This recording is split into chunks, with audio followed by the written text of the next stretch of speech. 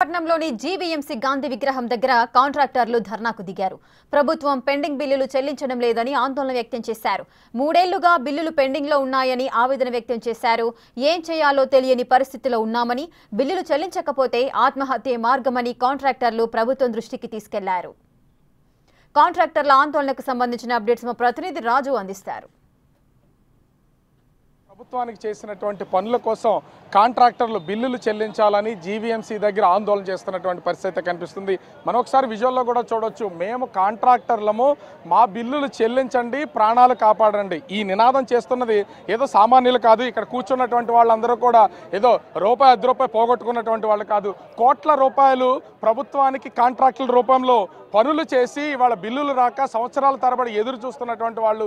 సర్వసాధారణంగా ఎవరైనా ఆందోళన చేస్తే మా హక్కులు కాపాడని ఆందోళన చేస్తున్నటువంటి వాళ్ళని చూస్తాం. ఎదురు పెట్టుబడి పెట్టి ఇవాళ మాకు డబ్బులు రావట్లేదు, బ్యాంకుల్లో ఎన్పిఐకే వెళ్ళిపోతున్నటువంటి పరిస్థితి అయితే కనిపిస్తుంది. సో మా డబ్బులు మాకు తిరిగి చెల్లించాలంటూ సీఎం గారు గుంతలు పోడ్చమని కోరితే మొత్తం అన్నింటినీ పూడ్చి ఇవాళ బిల్లులు రాక మేము ఆందోళన చెందాల్సినటువంటి పరిస్థితి వస్తుందని మొత్తం కాంట్రాక్టర్లంతా కూడా ఆందోళన చేస్తున్నటువంటి పరిస్థితి కనిపిస్తుంది. చూస్తున్నాం.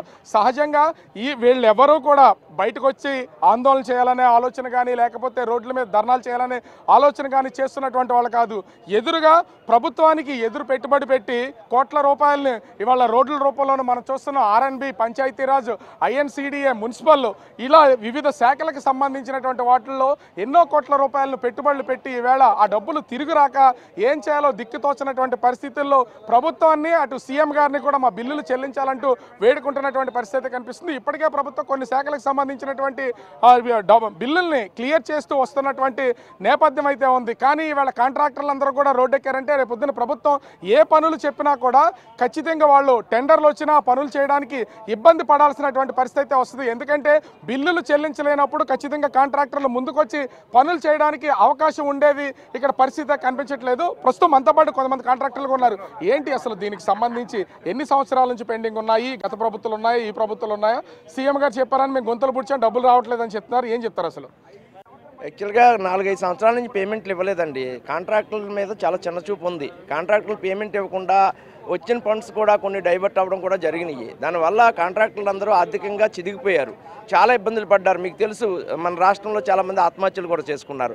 సో ఈ నెలాఖరు లోపల పేమెంట్లు ఇవ్వకపోతే ఎన్పిఎల్ అయిపోయేటట్టున్నారు. బ్యాంక్ కరప్ట్ అయిపోయి, బ్యాంకులు ఎన్పిఎల్ అయిపోయి, కుటుంబాలను పోషించుకోలేక, పిల్లల ఫీజులు కట్టలేక చాలా ఆర్థికంగా, మానసికంగా కుంగిపోయారండి. ఒక్క విశాఖలోనే ఇంతమంది ఉన్నారు. ఇంతమందేనా మొత్తం రాష్ట్ర వ్యాప్తంగా ఎంతమంది ఉండే అవకాశం? రాష్ట్ర వ్యాప్తంగా అందరికీ పేమెంట్లు రావాలండి. కాకపోతే దాంట్లో భాగంగా నిన్న విజయనగరంలో, ఇవాళ విశాఖపట్నంలో మా ఆవేదనని మీ ద్వారా గవర్నమెంట్కి తెలియజేస్తున్నాం. మొన్నేమో కాకినాడలో చేసామండి, అంతకుముందు ఏలూరులో చేసామండి. చాలా గ్రాంట్లు పేమెంట్లు ఇవ్వాలి. మేము ప్రభుత్వానికి ఎవరికి వ్యతిరేకం కాదు. ప్రభుత్వం అభివృద్ధిలో భాగస్వాములు మేమంతా. మమ్మల్ని గుర్తించి ఎంప్లాయీస్కి ఎలాగైతే ఉద్యోగులకి నెల నెలా శాలరీలు ఇస్తారో అలాగే కాంట్రాక్టులు కూడా ఓ సిస్టమ్ పెట్టుకుని 3 నెలలకో 4 నెలలకో పేమెంట్ ఇస్తామనే భరోసా ఇవ్వాలి. మేము కాంట్రాక్టులు అందరం కూడా గవర్నర్ గారితో అగ్రిమెంట్ అవుతామండి. గవర్నర్ గారితో అగ్రిమెంట్ అయ్యాం కాబట్టి మాకు భరోసా. గవర్నర్ గారు లాంటి వాళ్ళు అగ్రిమెంట్ మీద ఆన్ బిహాఫ్ ఆఫ్ గవర్నర్ మాకు chief engineer, superintendent engineer sign చేస్తారు. సో ఆ భరోసా అగ్రిమెంట్ మా దగ్గర ఉంది కదా, ధైర్యం మీద వర్కులు చేసిన తర్వాత ఇవాళ పేమెంట్లు రాకపోయేటప్పటికి చాలా ఇబ్బందికరమైన పరిస్థితి ఉంది. అన్ని గ్రాంట్ బిల్లులు కూడా వెంటనే చెల్లించి ప్రభుత్వం మా కాంట్రాక్టులను ఆదుకోవాలని మా కాంట్రాక్టుల తరఫున మీ ద్వారా ప్రభుత్వానికి విజ్ఞప్తి చేస్తున్నాం. అంటే ఇక్కడ చూస్తున్నటువంటి కాంట్రాక్టర్లు చాలా మంది కూడా వాళ్ళకి రావాల్సినటువంటి బిల్లుల కోసం వెయిట్ చేస్తున్నటువంటి పరిస్థితి అయితే ఉంది. అంటే ముఖ్యంగా చూస్తే ఇంతమంది ఇక్కడ ఆందోళన చేస్తున్నారు. అసలు ఎన్ని కోట్ల రూపాయల వరకు ప్రభుత్వం నుంచి బిల్లులు రావాల్సినటువంటి పొజిషన్ అయితే ఉంది, అంటే అన్ని శాఖలకు సంబంధించి? ఈరోజు ఏంటంటే ప్రభుత్వాన్ని జవాబుదారితనం కావాలి. ప్రభుత్వానికి వీళ్ళ ప్రభుత్వానికి జవాబుదారితనం లేని పరిస్థితి ఉంది. కోట్లాది రూపాయలు పంచాయతీరాజ్ కానీ, ఇరిగేషన్ కానీ, ఆర్ఎండ్బి కానీ, ఆల్ డిపార్ట్మెంట్స్, ముఖ్యంగా జీవీఎంసీ, విశాఖపట్నం జీవీఎంసీ కానీ, ఆర్థిక పరిపుష్టికి కావాల్సిన జీవీఎంసీ వీళ్ళ కోట్లాది రూపాయలు, ఇవాళ 400 కోట్ల రూపాయలు జీవీఎంసీ పేమెంట్ చేయవలసి ఉంది. అలాగే అన్ని డిపార్ట్మెంట్లు కూడా ఈవేళ అయితే ప్రభుత్వానికి పెట్టుబడిదారు వర్గం ఏదైతే ఉందో ప్రభుత్వాన్ని ఏంటంటే ఈ కాంట్రాక్టులు ప్రోత్సహించవలసింది పోయి కోట్లాది రూపాయలు ఇవాళ బకాయి పడ్డే పరిస్థితి ఉంది. ఇవాళ ప్రభుత్వం వెంటనే స్పందించాలి. ముఖ్యమంత్రి గారు వెంటనే కలుగు చేసుకొని ఈ కోట్లాది రూపాయలు వీళ్ళు ఏదైతే పెట్టుబడులు పెట్టారో వీళ్ళకి ప్రోత్సహించి ఇవాళ రాష్ట్ర అభివృద్ధికి తోడ్పడాలని చెప్పేసి ఈ సందర్భంగా మీకు తెలియజేసుకుంటూ ఇవాళ కాంట్రాక్టర్లు ఇవాళ రోడ్డు పడి ఆత్మహత్యలు చేసుకునే పరిస్థితి ఉంది. చాలామంది కాంట్రాక్టర్లు ఆత్మహత్యలు కూడా జరిగాయి. ఇవాళ వీళ్ళు ప్రోత్సహించి ఏవైతే బకాయిలు ఉన్నాయో వెంటనే చెల్లించాలని చెప్పేసి కాంట్రాక్టర్లు 50 మంది పేరున డిమాండ్ చేస్తున్నాం. అంటే ఒకటి ఎన్పిఎల్లోకి వెళ్ళిపోతే బ్యాంకులకు సంబంధించి మొత్తం అంతా ఈ నెలాఖరు కంటే పొజిషన్ ఏంటి? ఈ నెలాఖరు ఇంకా ఎన్నో రోజులు లేదు. ఒకవేళ వెళ్తే కాంట్రాక్టర్లో డిఫాల్ట్లోకి వెళ్ళిపోతారా? మీ పొజిషన్ ఏంటి అసలు? డెఫినెట్గా డిఫాల్టర్లోకి వెళ్ళిపోతారండి. ఈవేళ కోట్లాది రూపాయలు ఏవైతే ఉన్నాయో ఈవేళ పెట్టుబడులు పెట్టారు. బ్యాంకులు ఈవేళ ఏంటంటే వాళ్ళు నోటీసులు ఇచ్చి డిఫాల్టర్ అయిపోయింటే మళ్ళీ కాంట్రాక్టర్ ఏంటంటే పెట్టుబడి పెట్టే పరిస్థితిలో లేడు. ఈవేళ ఎంత ఇబ్బంది పడుతున్నారు కనుక ఎట్టి పరిస్థితుల్లో ప్రభుత్వం వెంటనే స్పందించి వీళ్ళు పేమెంట్లు ఏవైతే వీళ్ళు బకాయిలు వెంటనే చెల్లించాలని చెప్పి డిమాండ్ చేస్తున్నాం.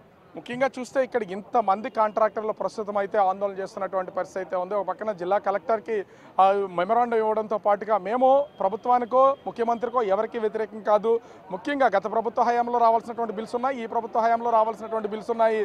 దయచేసి మేము బ్యాంకుల్లో డిఫాల్టర్లుగా మిగిలిపోకుండా ఉండేలాగా ఖచ్చితంగా మా బిల్లులన్నీ క్లియర్ చేయాలి.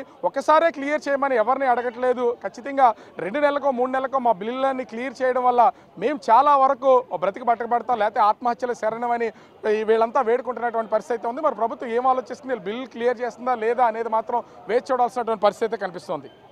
కెమెరామెన్ అజయ్తో రాజు, బిగ్ టీవీ, విశాఖపట్నం.